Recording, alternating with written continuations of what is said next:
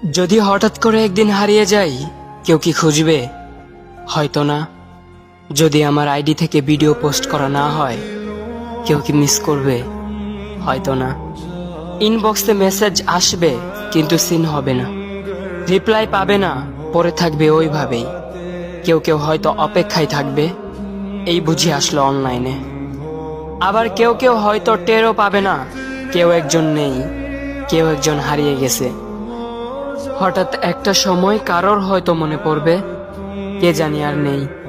কষ্ট করে নামটা সার্চ করবে, পুরনো ভিডিওগুলো দেখবে আর ভাববে হুট করে কোথায় চলে গেল।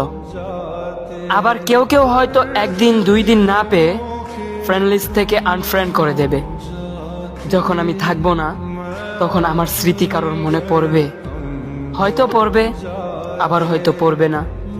তবে হারাতে হবে, হারাতে হয়, হারিয়ে যাওয়াই নিয়ম।